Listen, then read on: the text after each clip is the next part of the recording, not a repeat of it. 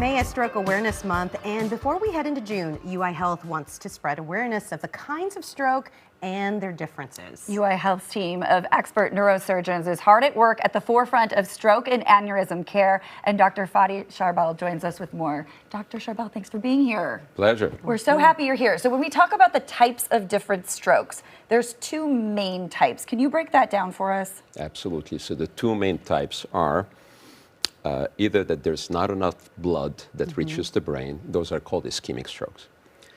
And the second one is where there's bleeding that happens inside the brain or around the brain, and those are hemorrhagic strokes. So two big types. The first one is the more common.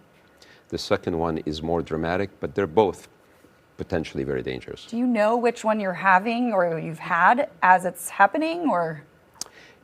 Somewhat. That's a great Okay. question. A hemorrhagic stroke often is accompanied by a headache. And the most severe type of hemorrhagic stroke is associated with the rupture of an aneurysm. And the key point here, take away message for our audience, is that this characteristic thunderclap, very sudden, very violent headache, unlike anything anyone has had before. So if that ever to occur to the person or a family member, please don't ignore it.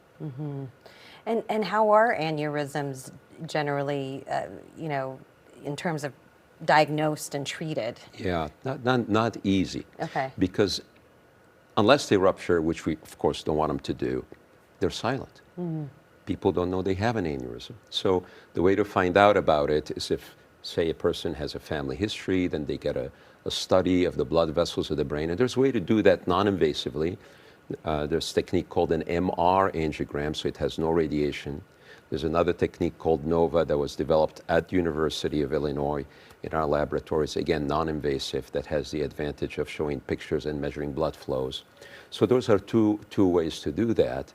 And once that diagnosis is made, it's really important, and I'm glad you brought it up. So what you see here is on the screen is some technologies that help look at the blood flow in the brain. But once that diagnosis is made, it's really important to then consult with a team that has a comprehensive ability to offer and discuss whether it should be treated, not treated, what are the alternatives, what are the risks of the treatment, and what's the best way to do it. So at our university, at our center, it's a comprehensive. We're the first one to actually implement this care for over 20 years now, where a team of people gets together and we devise the most effective and safest way to treat aneurysms. The science and technology of it is just amazing, of what we're able to do now. We always hear that time is of the essence in these scenarios. So you mentioned the thunderclap. As soon as we feel something like that, it's 911. It's come 911. see. Yeah. Yep. Key. So what you're doing here, first of all, thank you for doing that. This is public service. It's important for the people that hear this. If you think you have a stroke, play it safe. Yeah.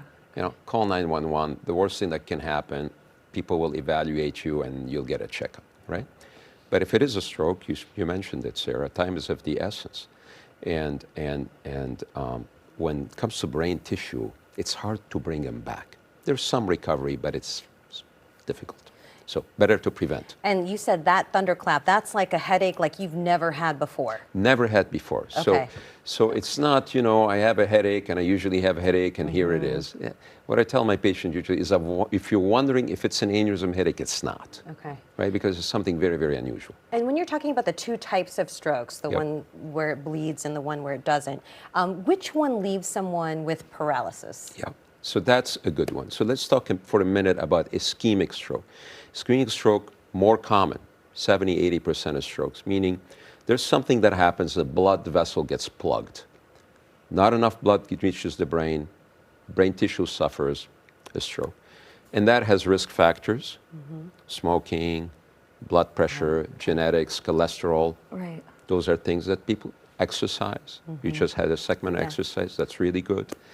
And the way to treat that is complex because you have to have a multidisciplinary team that addresses the various types of stroke.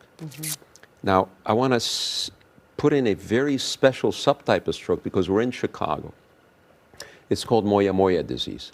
The difficulty with this is it can affect children as well as adults. Oh, wow. And it's not recognized.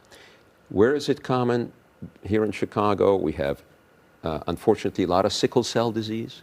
That's a disease that involves clotting in the blood vessels of the brain.